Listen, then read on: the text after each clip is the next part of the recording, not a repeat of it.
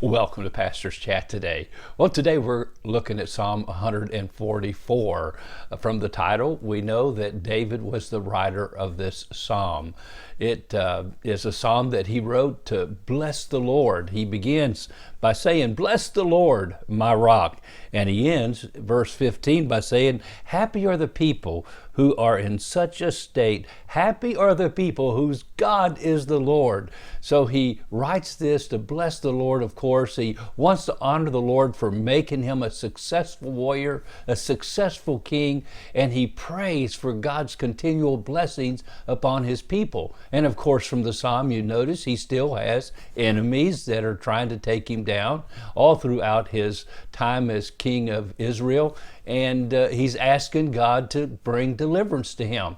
Now, if you read this psalm as he begins, "Blessed be the Lord my rock," it appears that this psalm is connected in some way to Psalm 18.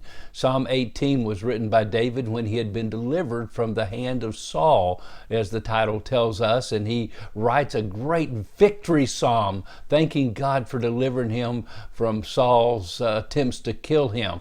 Now, this psalm possibly could have been written, if you'll remember, David had to flee and was a refugee, fleeing from Saul for about 10 to maybe 15 years.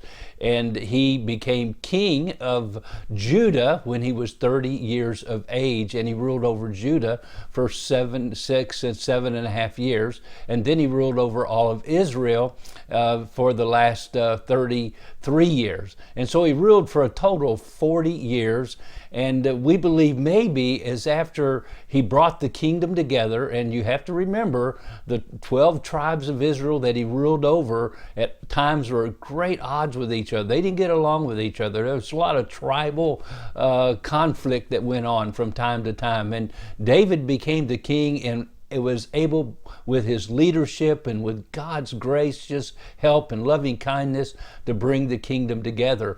And so you see David just blessing the Lord, thanking the Lord, and giving honor to the Lord for all that he had done in this psalm. Now, it's very possible that he wrote this psalm after he resumed the throne after Absalom's rebellion, and he had to flee, but then he comes back and he resumes the throne, and he writes this psalm. We're not sure when exactly, but it is a psalm to bless the Lord, to praise the Lord. Now notice these first 4 verses, at least today. "Blessed be the Lord my rock, who trains my hands for war and my fingers for battle."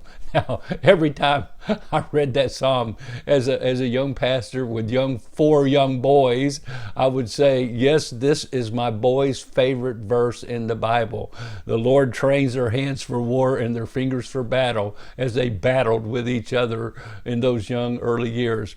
But David said the Lord trained him to do what he did in battle. But then he claims the Lord is my loving kindness and my fortress. He puts together the love of God and the fortress of God, God taking care of him in the time of battle. My high tower and my deliverer, my shield and the one in whom I take refuge, who subdues my people under me. And so he recognized it was God who brought the people together in unity under his leadership and in his kingdom. And then in verse 3, "Lord, what is man that you take knowledge of him, or the son of man that you are mindful of him? Man is like a breath. His days are like a passing shadow."